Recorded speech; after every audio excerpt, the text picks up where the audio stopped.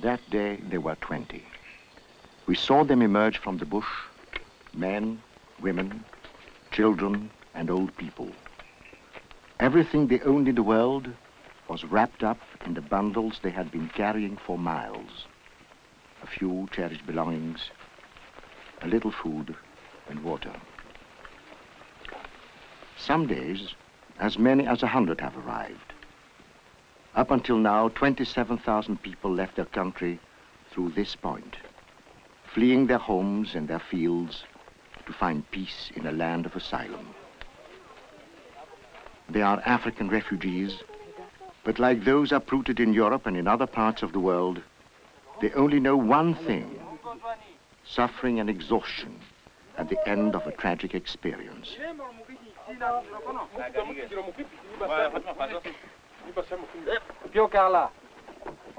This is a frontier zone which explains the presence of soldiers. Only a few miles away in the Sudan, the hazards of history brought together under the same flag different ethnic groups living in the north and south, marked by differences in economic development and religion, factors which contribute to political frictions and tensions. This film is not to tell the origins of the conflict, only to show one of its tragic consequences. These thousands of refugees belong to an ethnic group called the Azande, who before decolonization lived in a kingdom now divided over 3 countries: the Sudan, the Congo, and the Central African Republic. Since 1964, many of those in the Sudan have sought asylum in the other 2 countries.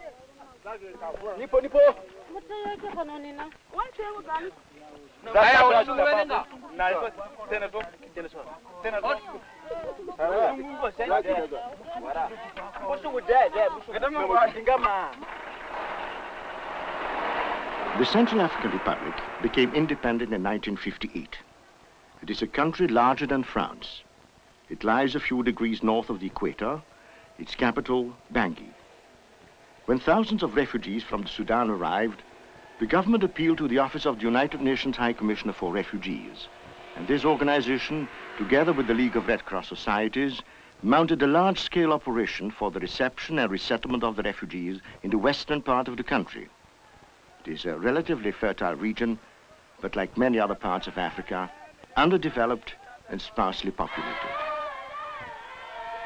Mbaki, where the refugees are being settled, is a village of 750 people. Until the refugees arrived, they were the only inhabitants in an area of some 100 square miles.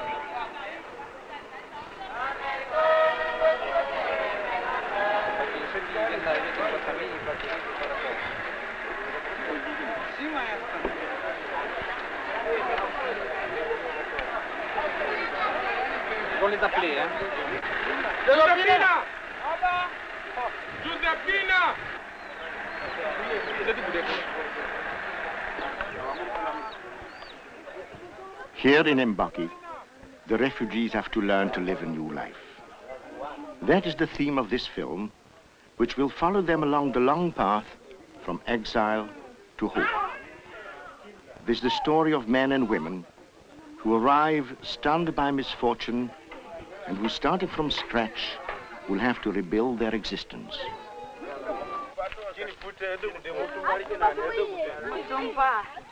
They will pass the first night in this hut, a temporary shelter. Tomorrow they will join the other refugees who arrived earlier and take part in the great adventure of building a new life. When the first refugees arrived, they were called together to discuss with the technical advisors in charge of the project how they wish to organize their lives. Normal settlement in Africa, or did you want have, because we are in a new country, in a country where it is the bush, it is the forest. It is possible for us to have a modern agriculture if you want so. Then I am here to discuss with you what is your future living. Mr. Benjamin, and you explain them that it is possible to have the settlement like... Until then, in their own country, they had followed the age-old tradition of itinerant agriculture. Each year, they abandoned their land to move on elsewhere. The proposal was that they should build their huts in the middle of their land and rotate their crops. Yes, they are willing, they are liking it.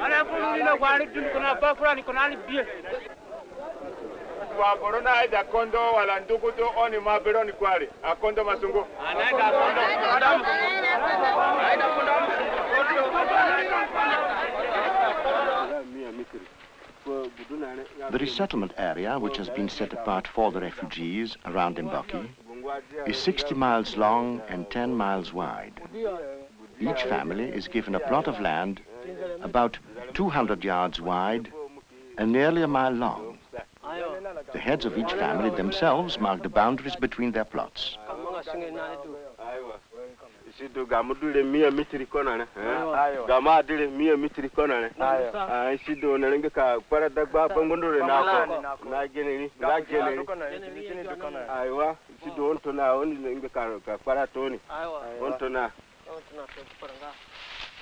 Yani ondo guni kitan kumba bin toni gun kono kana banganda kumba bena garbe ko barakono toni wadumo ni kumba bero toni kono ma ni garbe toni awa fo on kidwa no do wulingwa ho mudangwa toni gungwar kono singba siringbe siringbe ko on mbo ko.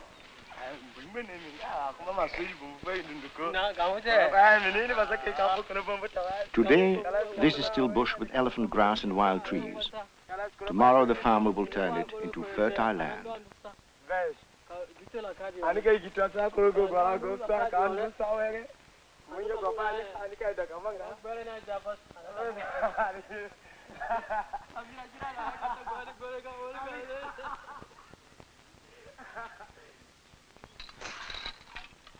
Already the day after their arrival, all refugees of an age to work are given the seeds and tools they will need to grow their first crops.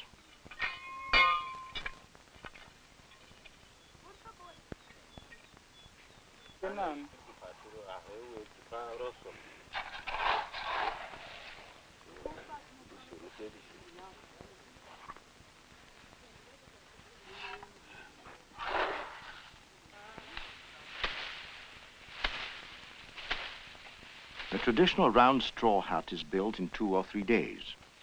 It is surprisingly resistant to bad weather in spite of its frail appearance.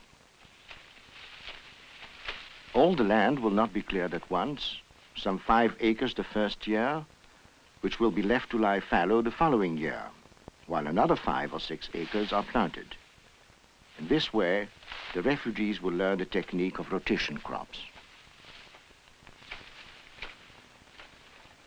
The Zande have their own technique for getting rid of trees whose leaves would cast a shadow over the future crops. Fires are lit around the trunks of the trees, the leaves fall, and the sun will shine on the manioc.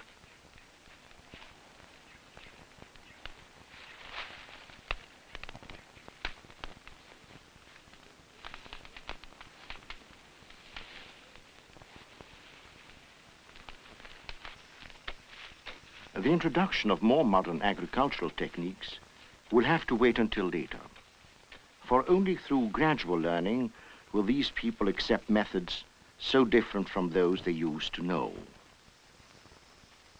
For the moment, sowing is done with the hoe and the foot. What is important is that the next harvest will produce enough food for the people. But growing food is not the only urgent task. 300 miles of tracks and 60 bridges have to be built to make of Mbaki settlement a real community. This is done by the refugees themselves, who literally carve the new roads out of the bush with the aid of axes, machetes, and hoes.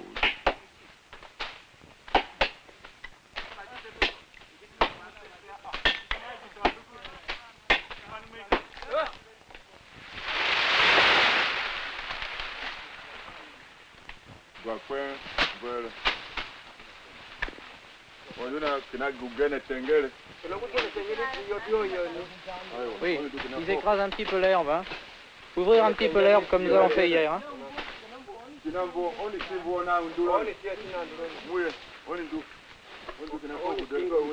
À droite, Michel.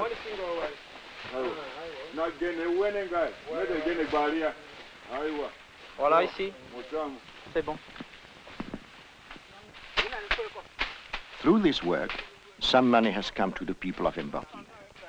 Each laborer receives the equivalent of 20 United States dollar cents, or 1 shilling and 8 pence, for half a day's work, a double ration of food, and a special allowance of clothing every month. And this is considered a good wage by local standards. Each month, trucks bring building materials, equipment, and food for the over 16,000 people in the settlement, along the nearly 1,000-mile track from Bangui to Mbaki, a journey that takes between 7 and 10 days of cautious and difficult driving over the track that leads from the capital to the frontier.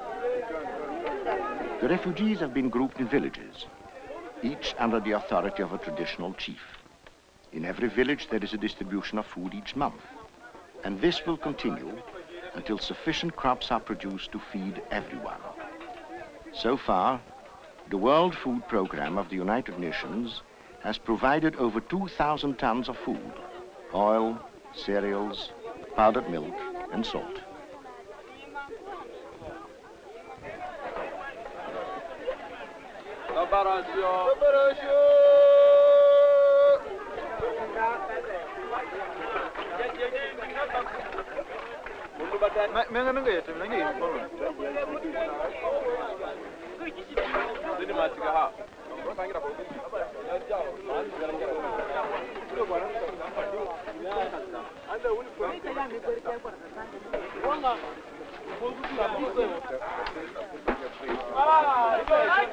The rations are sufficient, but there is no meat.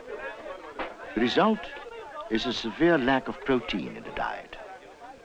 What this means, we saw when an old elephant who had been causing havoc with the crops was shot, and a whole village gathered for their share of the meat.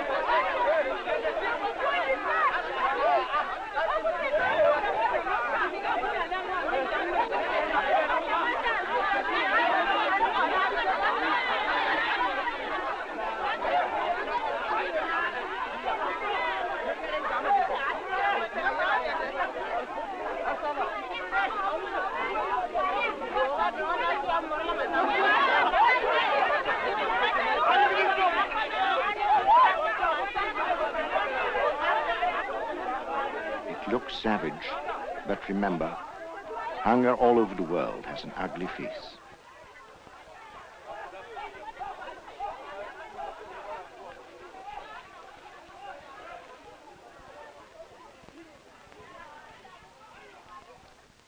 Growing food is the main concern. A vast experimental garden has been laid out to test which varieties of seeds and plants will grow best in this part of Africa. A great deal of thought has also been given to the fact that the men and women who work here on their plots will need vitamins. 8,000 lemon and orange trees have been planted so that each family will in time have fresh fruit. Rabbits and poultry are being bred. To improve the strain of chickens, A swap system is used, one cock from a superior breed against 2 hens. But in Africa, a deal, however small, is never concluded without a lot of talk.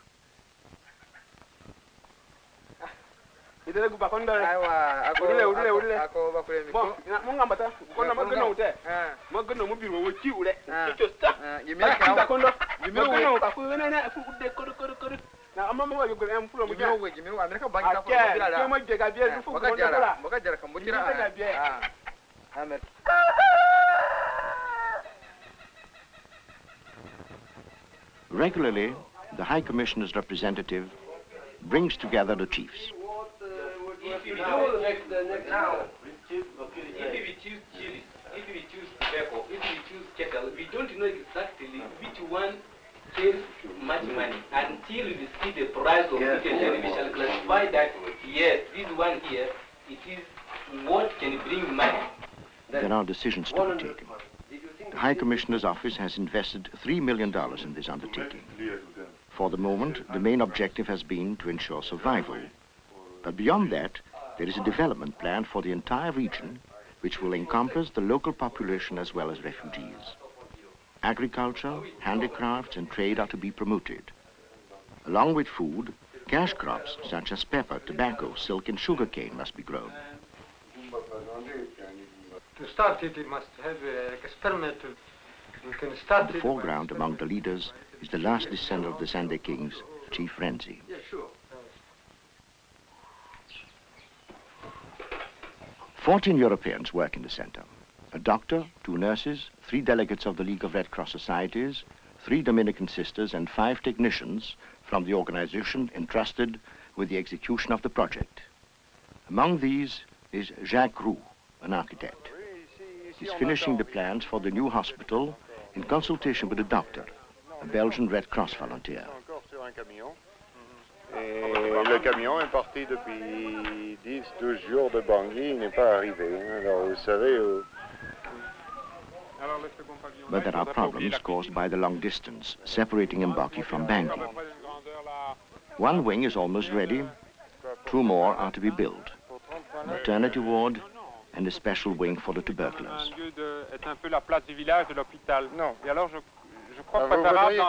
Les malades se mélangent. Ah oui, oui, oui, oui, sauf alors en faire une cuisine spéciale pour les tuberculeux, mais ça c'est par après si le projet est accepté.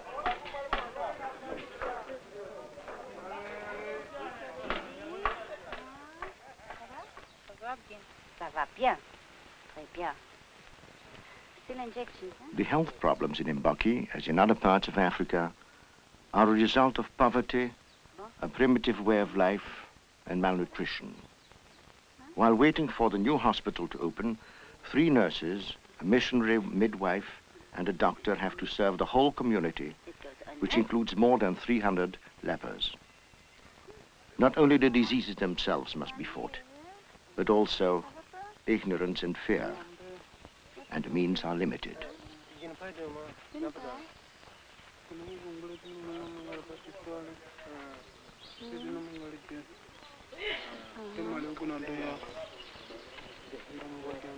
They see.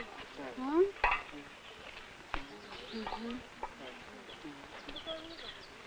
Can you lift your leg? Yes, now. Let him lift his leg a bit. Can you lift up your leg? Ah!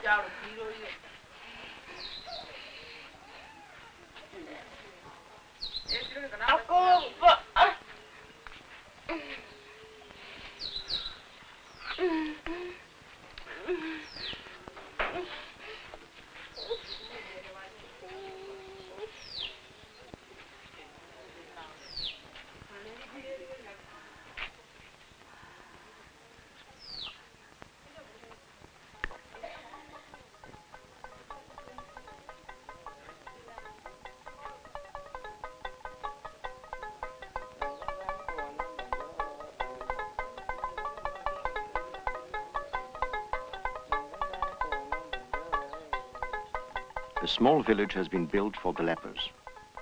Their relatives are living nearby.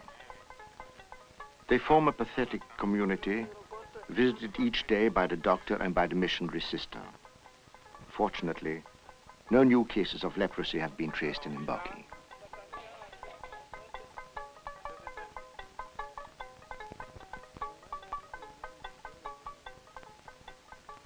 But notwithstanding all efforts, this particular day, someone had died.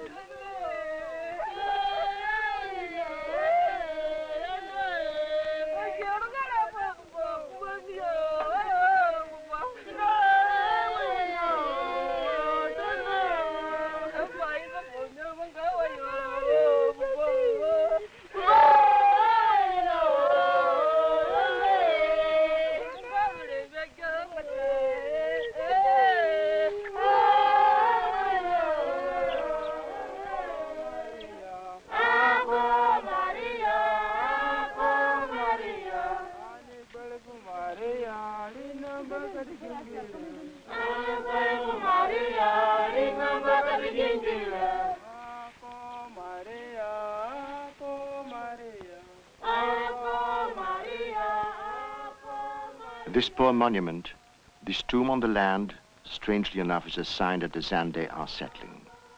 For where the dead lie buried, the land is blessed for the living, says the Azande dictum. Already, a new life is finding expression in the community activities, the meetings in the marketplace, and in the songs of the traditional bards who every Sunday tell of the happenings of the week.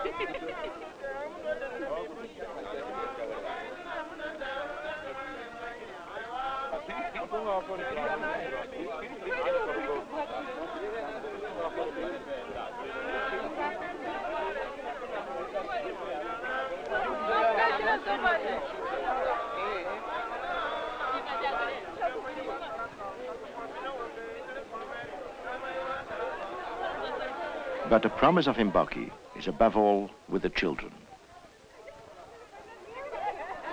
Now, you people here, you are called Diko. Do you understand? Yeah. You are called Diko, and you here, you are called Tempura. Now, do you understand? Ready? 1, 2, 3.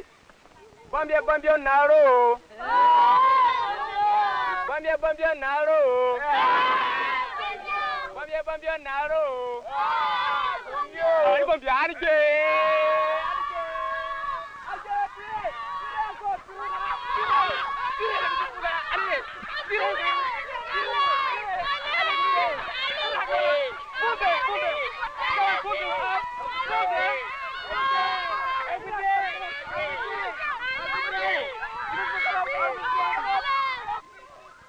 There are 720 pupils in 10 primary schools in Mbaki. Secondary education will come soon.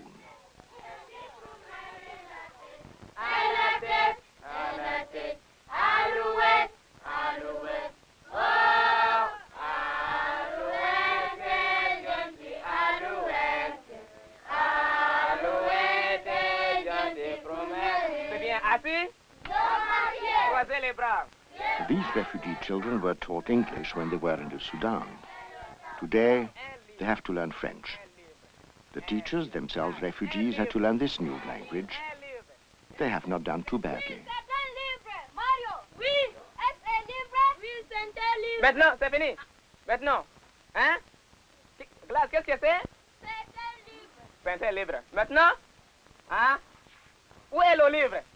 Tu connais? Où est le livre? Toi, où est le livre? Toi, où est le livre? Le livre est sur la tête. Où est le livre, toi? Le livre est sur la tête. Où est le livre? Où est le livre? Le livre est sur la tête du maître. Est sur la tête du maître. Toi, où est le maître? Où est le livre maintenant? Où est le livre? Moi.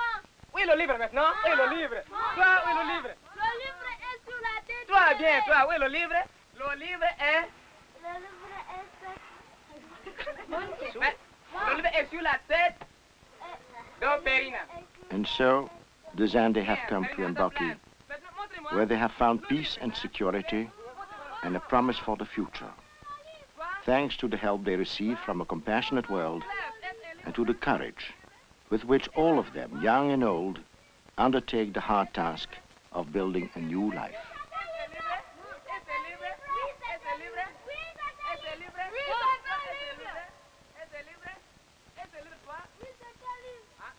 Libre.